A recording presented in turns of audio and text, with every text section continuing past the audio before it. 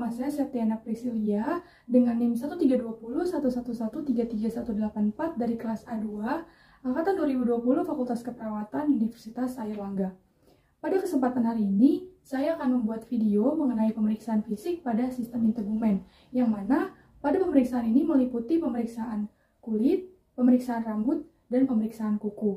Nah, tujuan dari pemeriksaan fisik sistem integumen ini adalah untuk mengetahui apakah ada kelainan pada kulit, rambut, dan kukunya pasien. Nah, setelah ini saya akan menampilkan bagaimana cara melakukan pemeriksaan fisik pada sistem integumen. Selamat menyaksikan. Ibu permisi, selamat siang Ibu. Siang. Ibu gimana kabarnya hari ini? Baik. Baik ya Ibu ya. Ibu sebelumnya perkenalkan, nama saya perawat Septiana. Saya perawat yang bertugas pada siang hari ini. Sebelum saya melanjutkan menjelaskan tindakannya, boleh saya lihat terlebih dahulu gelang tangannya. Permisi ya Bu ya. Ibu boleh minta tolong disebutkan nama dan tempat tanggal lahirnya? Ani Ayu, 27 Juli 2002. Oke, sudah sesuai ya Bu ya. Ibu, izinkan saya menjelaskan tindakan saya di sini adalah untuk melakukan pemeriksaan terhadap kulit, yaitu nanti saya akan memeriksakan pada bagian kulitnya Ibu, mulai dari tangan, wajah, dan kakinya, lalu pada bagian rambut, dan juga pada bagian kukunya. Untuk kontrak waktunya kira-kira 10-15 menit. Ibu, apakah Ibu bersedia? Bersedia ya Ibu ya. Nanti saat melakukan pemeriksaan, saya minta tolong kerjasamanya. Ibu kan memakai penutup kepala ya Ibu ya. Dan nanti saat saya melakukan pemeriksaan terhadap rambut, saya minta tolong untuk dilepaskan sebentar, boleh ya Ibu ya? Ya, nanti untuk menjaga privasi Ibu, saya akan menutup tirainya. Lalu nanti saat saya melakukan pemeriksaan, apabila ada yang ingin disampaikan, Ibu bisa langsung sampaikan ke saya. Ibu bersedia? Bersedia ya Ibu ya. Kalau begitu, apakah ada yang ditanyakan terlebih dahulu? Tidak ada ya Bu. Kalau begitu saya akan mulai melakukan pemeriksaannya. Nah, tapi sebelum kita mulai melakukan pemeriksaan, kita pastikan kita sudah melakukan cuci tangan 6 langkah.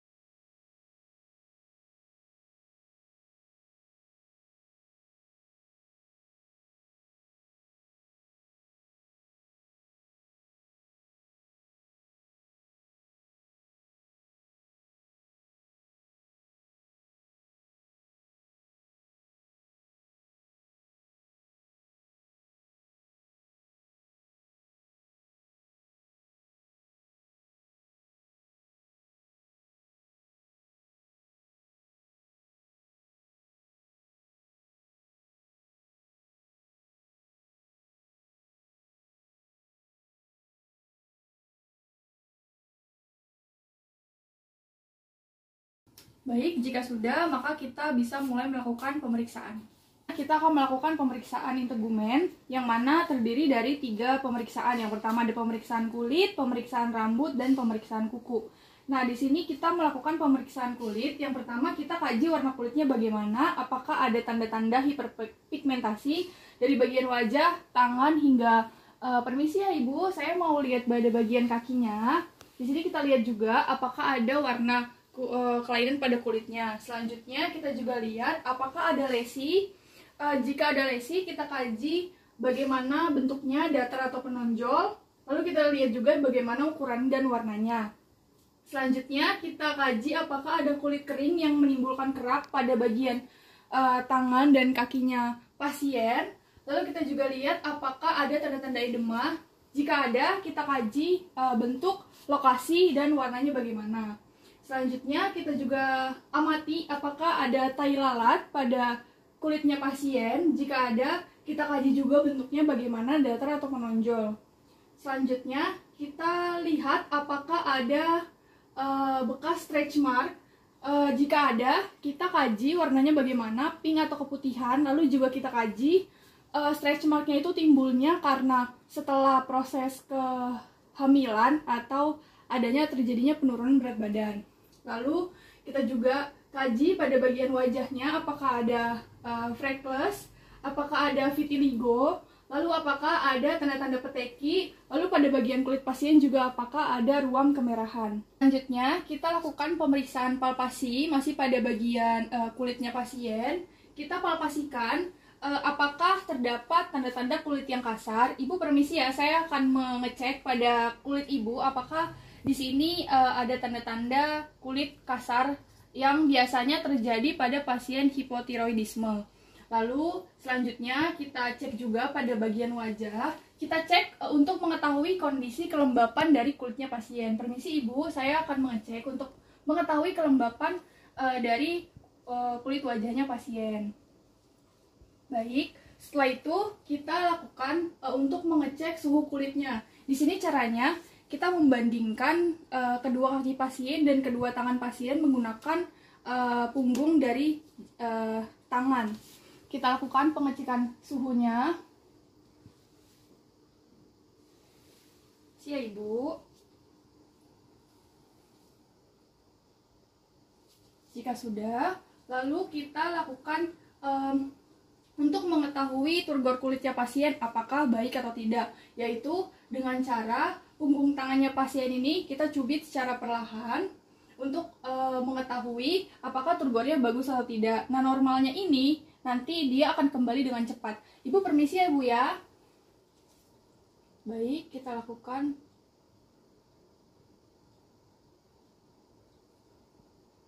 Oke, baik, tidak ada masalah pada turgor kulitnya. Selanjutnya, kita tadi saat kita melakukan pemeriksaan, kita juga sambil rasakan tekstur kulitnya pasien bagaimana. Selanjutnya, kita lakukan pemeriksaan fitting edem di bagian punggung kakinya. Kita dengan menekan kuat selama 5 detik, lalu lepaskan. Permisi ya Bu ya. Pada bagian punggung kakinya pasien, kita tekan kuat, kita cubit secara perlahan, 5 detik. Lalu kita lepaskan secara perlahan. Apabila normal, dia akan kembali dengan cepat. Selanjutnya, kita akan melakukan pemeriksaan pada rambutnya pasien. Nah, di sini kita apabila pasiennya menggunakan penutup kepala atau kerudung, kita bisa meminta pasien untuk melepaskan sebentar. Nah, di sini kita anggap saja bahwa pasiennya sudah melepaskan penutup kepalanya. Nah, di sini yang pertama kita lakukan inspeksi atau kita amati terlebih dahulu dari rambutnya pasien, keadaan rambutnya bagaimana, lalu warna rambutnya juga bagaimana, apakah di rambut pasien terdapat kebotakan, atau kita juga rasakan, kita amati bagaimana ketebalan rambut pasien, apakah tebal atau tipis. Lalu selanjutnya dari warna rambutnya pasien ini, apakah warna rambutnya kemerahan atau ada rambut jagung yang menandakan terjadinya malnutrisi. Selanjutnya kita juga amati dari kebersihan kulit kepalanya pasien, apakah ada kutu, ada ketombe, atau ada luka di kulit kepalanya pasien. Selanjutnya kita masuk ke tindakan palpasi. Di sini kita lakukan palpasi untuk mengetahui apakah di bagian kepalanya pasien ini ada nyeri tekan atau tidak, sambil kita pijit secara perlahan. Ibu permisi ya Ibu ya, nanti Ibu kalau misalkan merasakan nyeri saat saya tekan, Ibu bisa langsung sampaikan ke saya. Permisi ya Bu. Apakah ada nyeri tekan Ibu? Tidak ada. Oke. Apakah ada nyeri? Tidak ada ya Bu ya, normal. Lalu selanjutnya kita palpasikan untuk keadaan rambutnya pasien. Di sini anggap saja kita sudah menyentuh rambutnya pasien. Kita rasakan rambutnya pasien ini halus atau kasar. Lalu apakah saat kita sentuh seperti ini lalu kita tarik secara perlahan, apakah mudah rontok atau tidak. Selanjutnya kita masuk ke pemeriksaan kuku. Di sini kita lakukan pemeriksaan di kuku tangan dan kuku kakinya pasien juga. Kita amati di bagian kukunya apakah ada tanda-tanda warna kuku kebiruan atau keunguan yang bisa disebut sianosis. Ibu permisi ya Bu ya, saya mau lihat keadaan tangannya terlebih dahulu, keadaan kukunya, lalu di bagian kakinya juga kita lihat. Ibu permisi ya. Di bagian kuku kaki kita lihat apakah ada tanda-tanda sianosis atau tidak. Lalu selanjutnya kita amati apakah di kukunya pasien ada tanda-tanda teres nail atau kuku putih. Lalu selanjutnya kita amati apakah ada tanda-tanda kuku sendok. Di sini apakah ada tanda-tanda kuku sendok untuk mengetahui tanda-tanda terjadinya kekurangan zat besi. Lalu selanjutnya kita juga amati apakah ada garis-garis tipis pada kukunya. Pada kuku pasien kita amati apakah ada garis-garis tipis yang menandakan terjadinya kekurangan protein. Lalu juga kita amati apakah di kukunya pasien ini ada garis-garis yang berwarna hitam.